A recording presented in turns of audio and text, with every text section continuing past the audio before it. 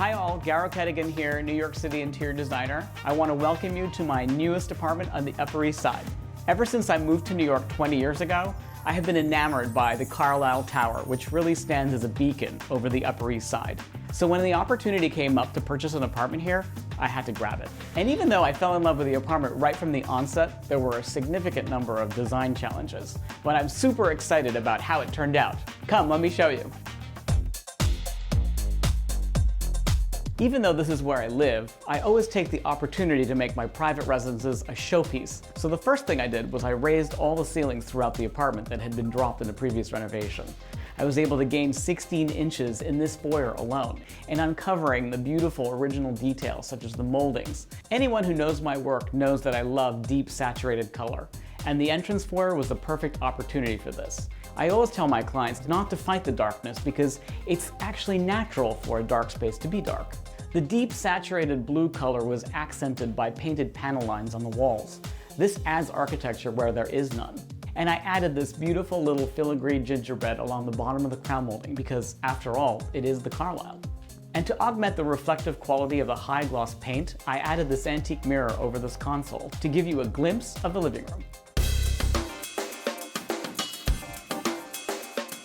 The color of this living room was inspired by two things. One, the fact that it is sun-drenched, and two, it is actually the classic color of the Carlyle. And of course, consistent with my design philosophy, everything had to be high gloss. For me, one of the most important benefits of this apartment was this outdoor space, and the French doors on the east wall of the living room became the focal point. So opposite from the doors, I put this wonderful mirror to reflect the light coming in, flanked on either side by these bookcases.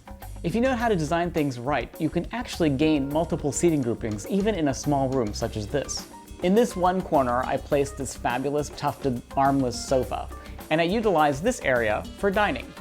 And to top things off in any room, I always love to add an oversized canvas piece, such as this one over the banquette. It really helps anchor the room. And I use this technique even more successfully in the next space I'm going to show you.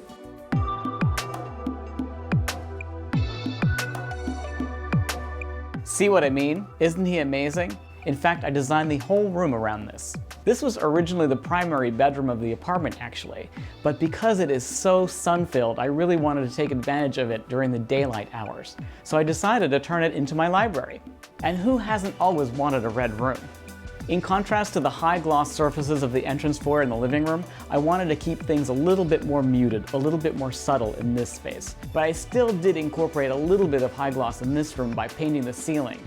And I situated my work desk to take advantage of the view facing towards the second terrace. Because believe it or not, this apartment actually has two terraces.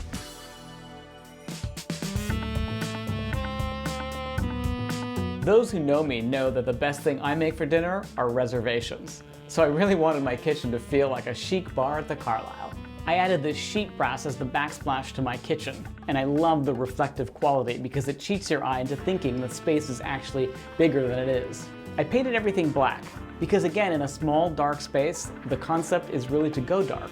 One of my design challenges in this kitchen were the patches of wall in between all the cabinetry. I wanted something that would help me pull it all together, so I used this muralist wallpaper from Christian Lacroix, and it works perfectly. That mixed with this antique butler's mirror creates really the best push-pull you could want in a kitchen space. And next, let me show you my sanctuary in this apartment. Welcome to my bedroom. This was actually the secondary bedroom in the apartment, but because it's so quiet back here, it faces the internal courtyard, I decided to turn it into my primary. And everyone that knows me knows that I love canopy beds, and this was no exception. And again, a giant canvas to anchor the wall on this side over this desk, and a beautiful landscape painting over the sofa niche. Because if there was a window on this wall and not another apartment, you'd actually see Central Park.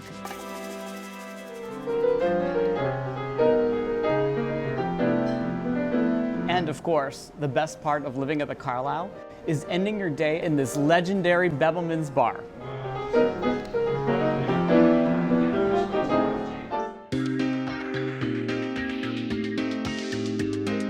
Thank you so much for coming on this tour of my grand new apartment at the Carlyle. Cheers! If you can't get enough of these fabulous homes and designs, then you gotta like and subscribe, because we could all use a little more fabulous in our lives, right?